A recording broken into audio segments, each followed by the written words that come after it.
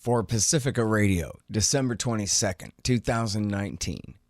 I'm Scott Horton. This is Anti-War Radio.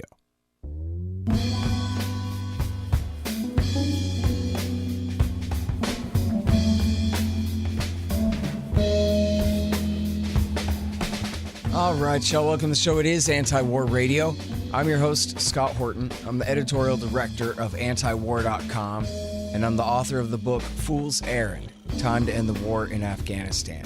You can find my full interview archive, more than 5,000 interviews now, going back to 2003, at scotthorton.org.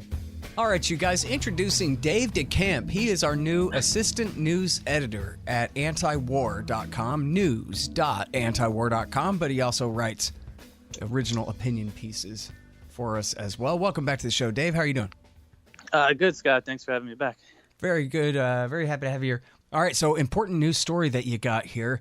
New leaks provide further evidence into OPCW Douma cover-up. Might sound to people like a story that's a little bit deep in the weeds, but it really is important. This is OPCW. That's the Organization for the Prohibition of Chemical Weapons, a UN agency specializing in chemical weapons, obviously. And Douma is the site in Syria of the alleged sarin and then later alleged chlorine attack in April of 2018.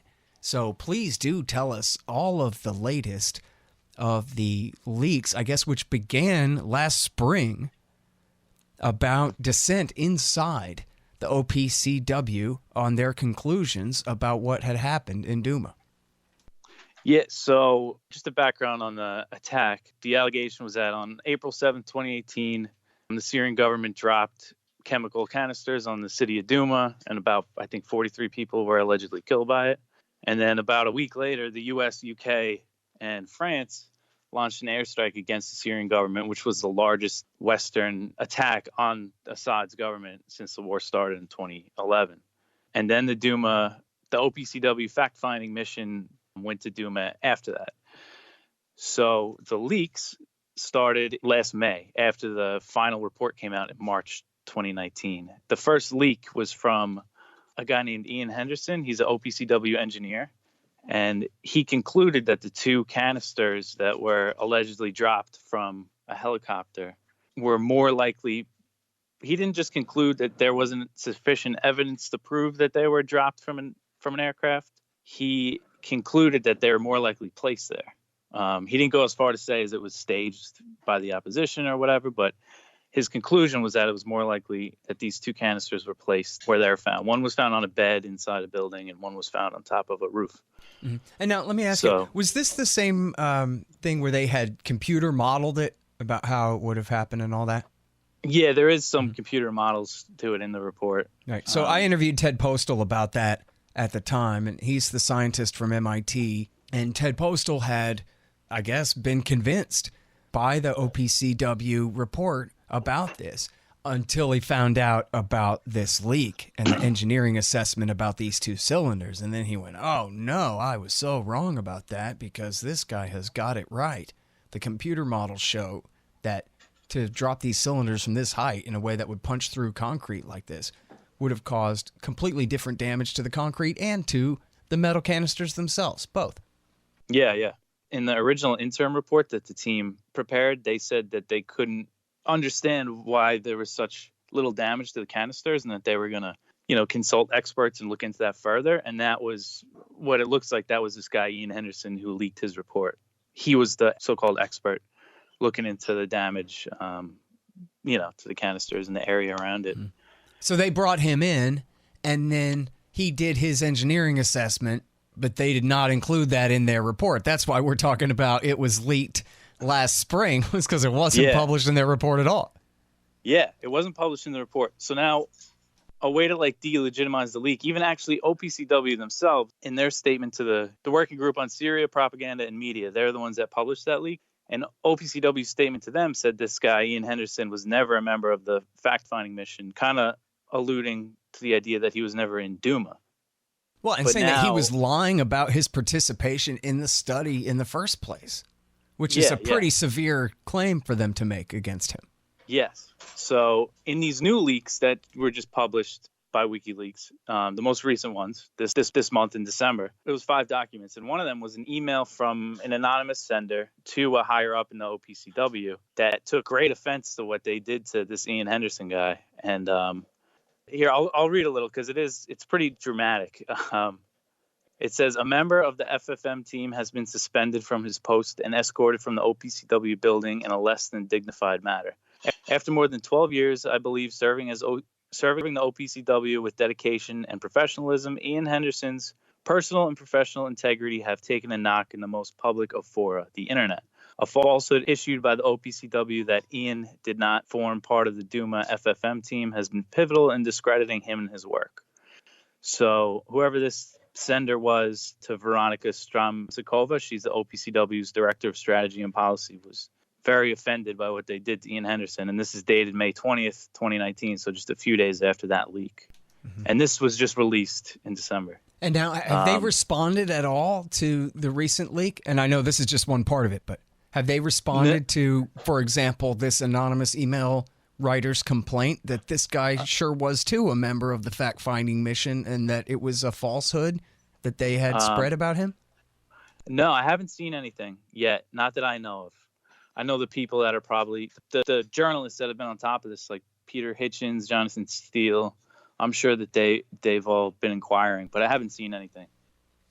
So this was May 2019, after the final report was released in March 2019. The leak that WikiLeaks released last month in November, it was a different email from a separate member of the fact-finding mission. So this is a second whistleblower, basically, that took issue with a lot of things. It was mostly what the team prepared in their interim report and what the OPCW published in their redacted version of that report. Mm-hmm. And so help me out with this, because it has been reported, as you know, that this group Bellingcat, based in England, that they have debunked the debunking here and said, come on, these complaints are about an interim report, and all of the concerns that were brought up in the complaints were corrected by the time of the final report, and so you're making a mountain out of a molehill here.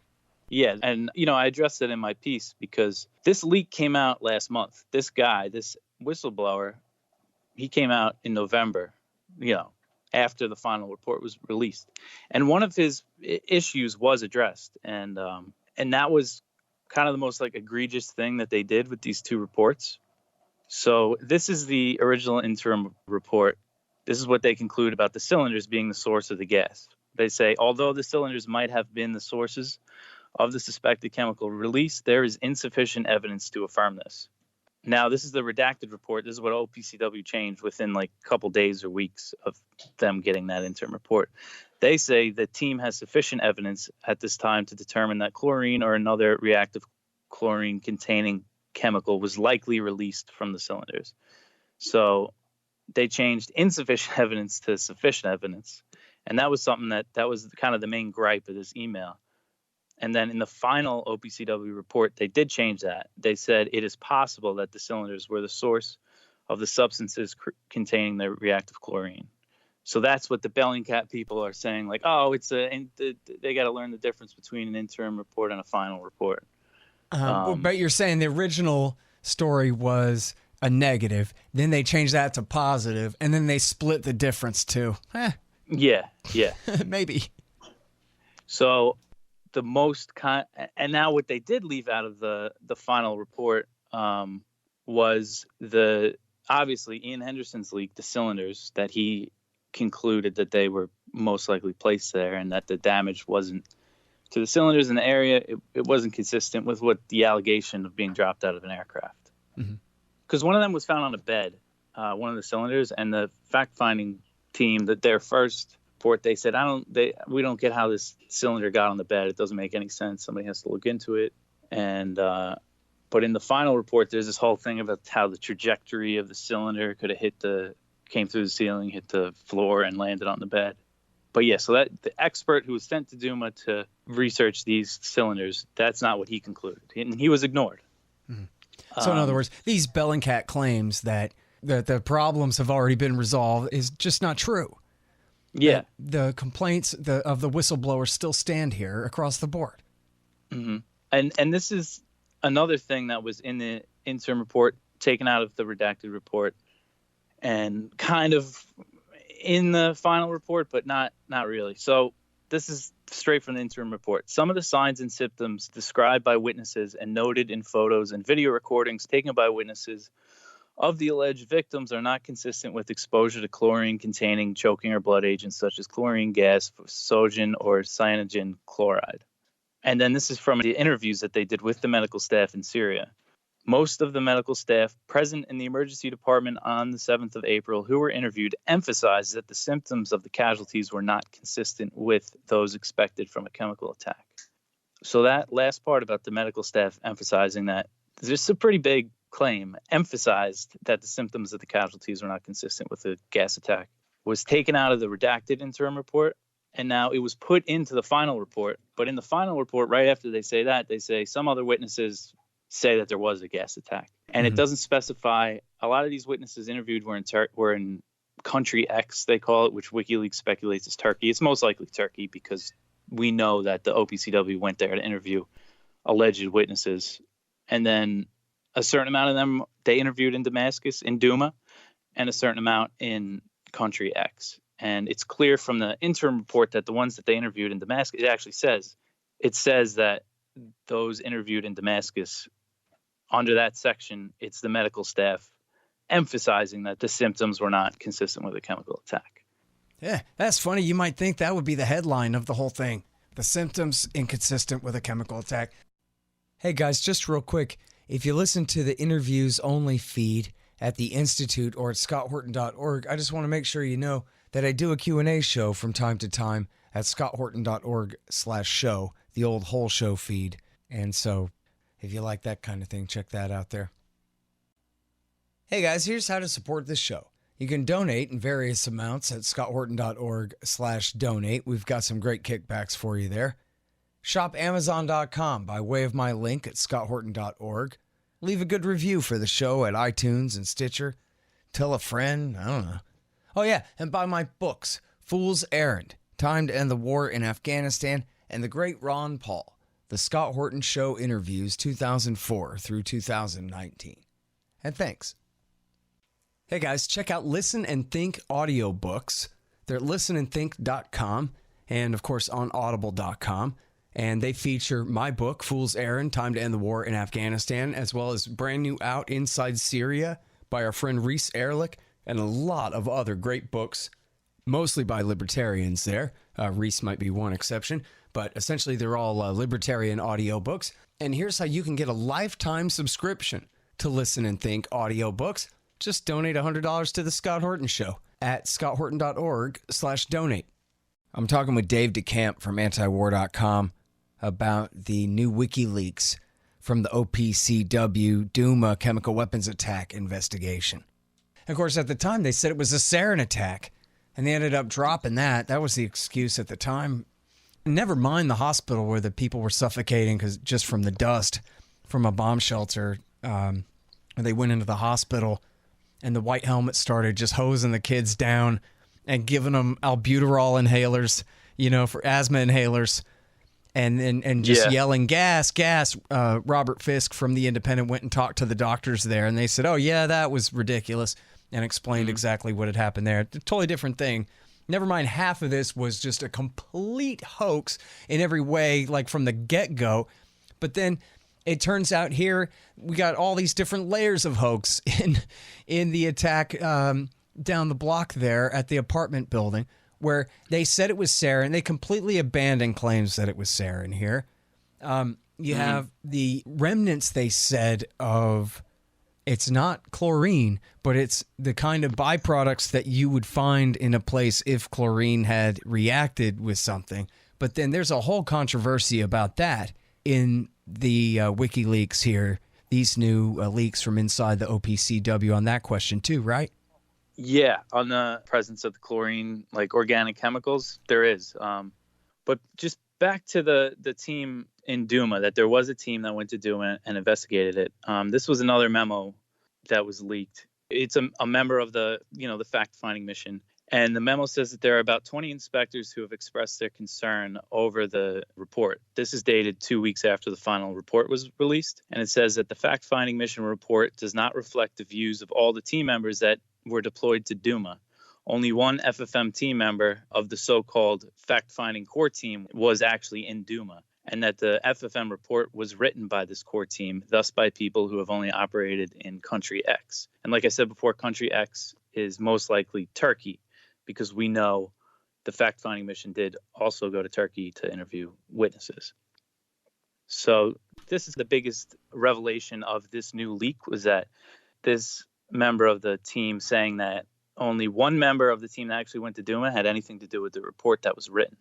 So now to go into, there was another leak in this new trove of documents. It was multiple emails to Sami Barak, who was the team leader of the Douma fact-finding mission, who's been accused of suppressing evidence. And in this series of emails, this gets into the chlorine levels.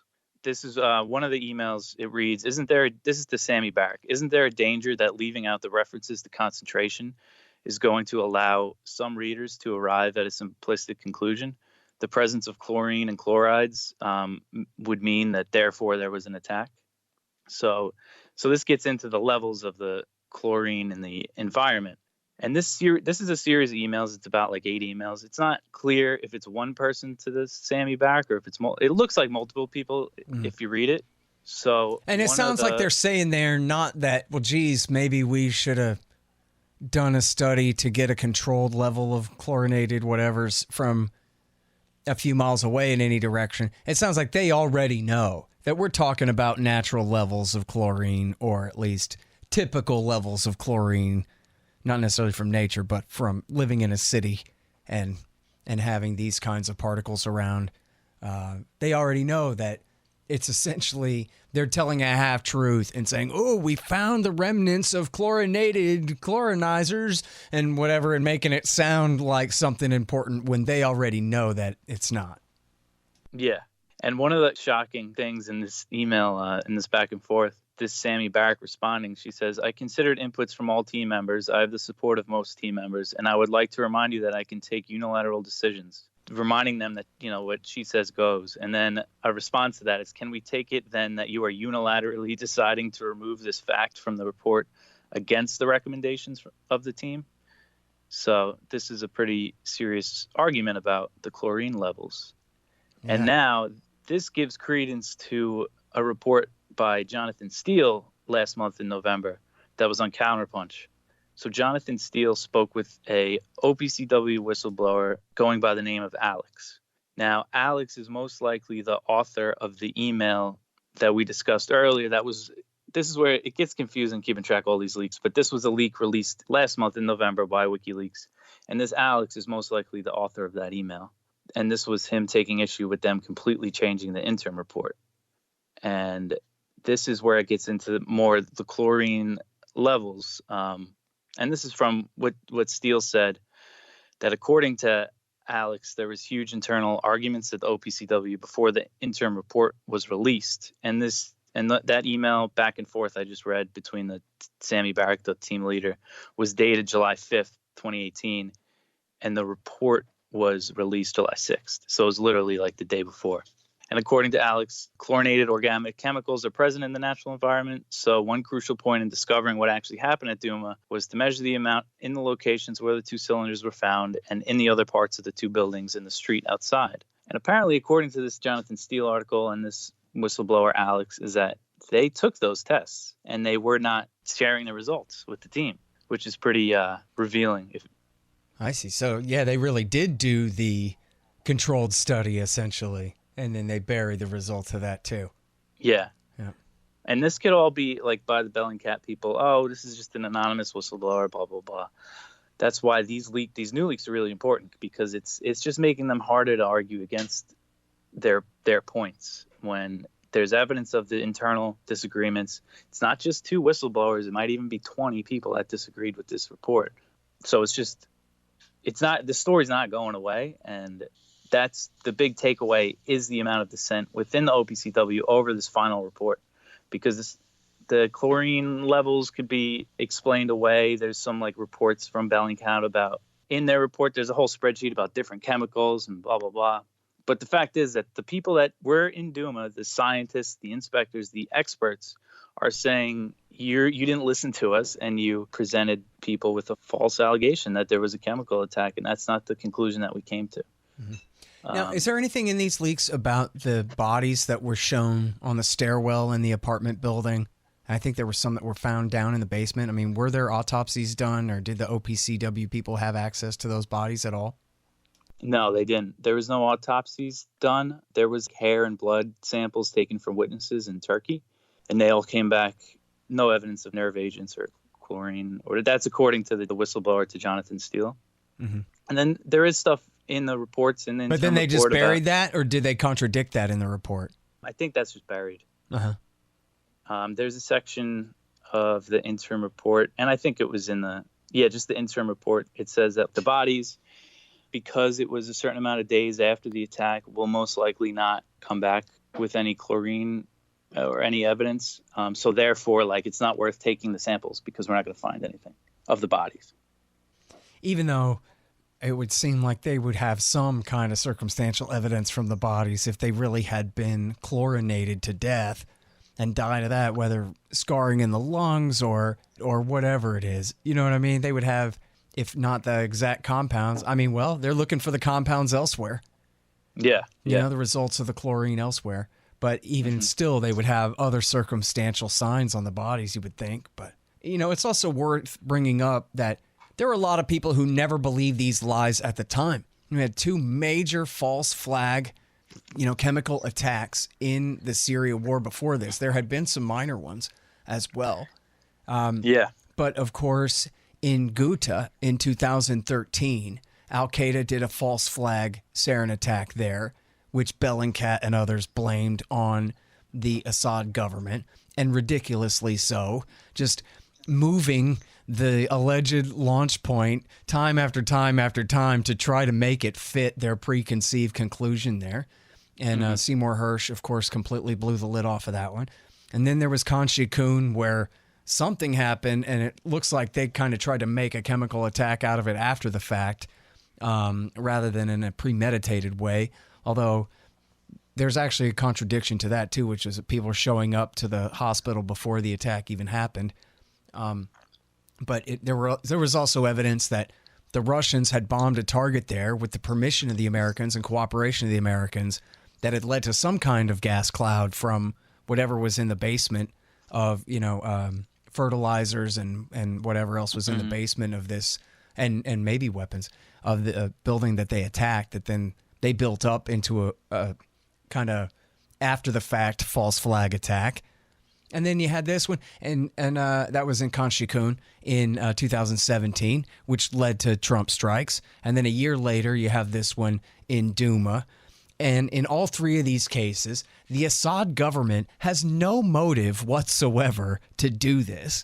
And the Al-Qaeda guys, a.k.a. Obama and John Brennan's moderate rebels, the al-Nusra Front, they had every motivation in the world to try to frame the Damascus government for doing this, while the Damascus government had everything to lose when this was the supposed red line that would provoke overt intervention in the war by NATO. Yeah. I mean, it was really the one way that Assad could invite foreign interference against his fight to retake his cities from these rebels. And then at the time of this alleged chemical attack in Douma, when Assad was retaking Douma, Jaish al-Islam was people who were in charge of Douma there, and they're, an extremist Islamist group. So, yeah, they had every reason to say, hey, look, a chemical attack, Mm-hmm. Well, and they were on their last legs there. They were about to have to flee off to the Idlib province, which is what they did soon after anyway. And it certainly wasn't one attack on one apartment building with or without gas that made that choice for them. Their back was all the way up against the wall. So does it make sense for Assad to use chemical weapons and provoke the red line strikes when he's got Jaish al-Islam beat and they're about to get on a bus to Idlib anyway? Mm-hmm. So, yeah. Well, and the way that they go after people like that question this stuff is kind of unbelievable. Like the amount of like anger and hate these people have towards, I was rereading like Eva Bartlett's reports from Douma. She went there in April 2018 and watching her interviews, and the people were saying the same exact things that were in the OPCW, what that witnesses told the OPCW investigators. And she's a person who's been, everybody calls her an Assadist, a Russian propagandist, well, but her reporting is aging pretty well with all these leaks coming out. Yep. I'll tell you, the best person to read on like Bellingcat and all that stuff is Caitlin Johnstone. I know we run her stuff, like link to her stuff at antewar.com, but if people want to look more into Bellingcat and what she calls like the Syria regime change narratives. Mm-hmm. She does really good stuff on that. Yeah, and Bernard at Moon of Alabama as well. He really is the best.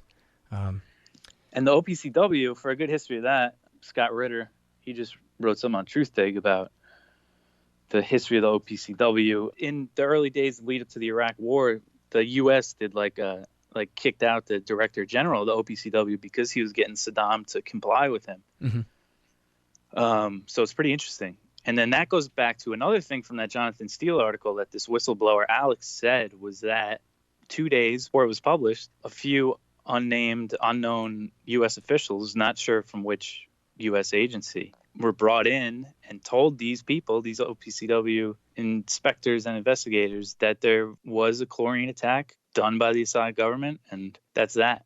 And then they walked out and they started changing their reports more.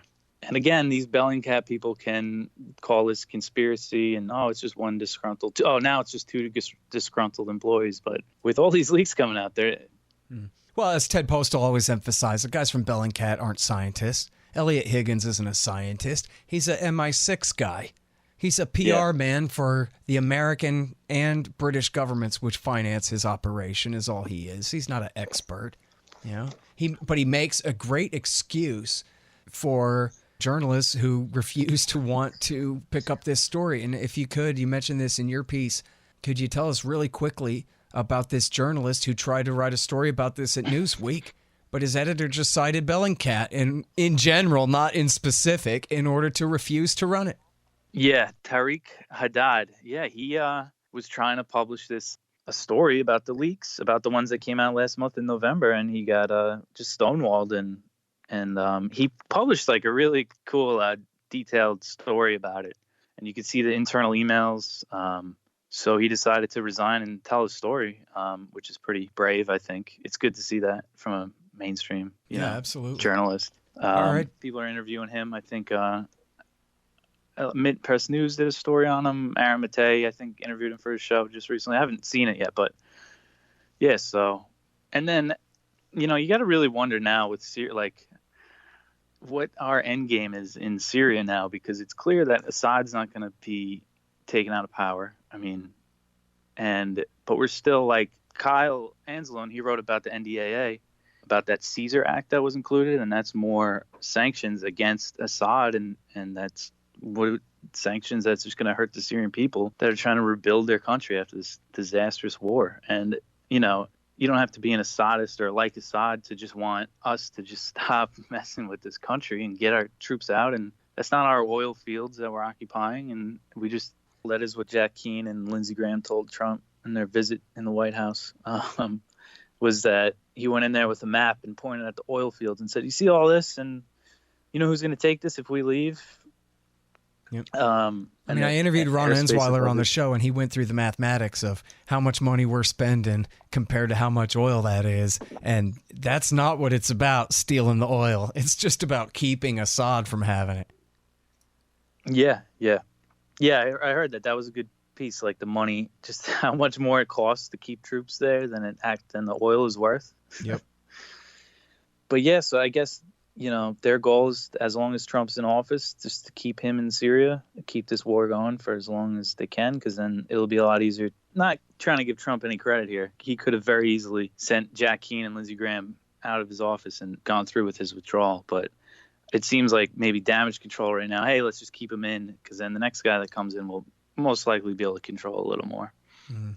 All right. Well, thanks again for your time, man. Great to talk to you, Dave, and great work at antiwar.com. I'm really glad we got you on board. Hey, thanks. I'm happy to be there. Thanks for having me on. All right, you guys, that is Dave DeCamp. He is our assistant news editor, working with Jason Ditz there at news.antiwar.com, and he writes regular columns for us, too, at original.antiwar.com. Dave DeCamp. All right, y'all, and that has been Anti-War Radio for this morning. I'm your host, Scott Horton. I'm editorial director of antiwar.com and author of the book Fool's Errand, Time to End the War in Afghanistan. You can find my full interview archive, more than 5,000 interviews for you now, going back to 2003 at scotthorton.org, and sign up for the podcast feed there as well.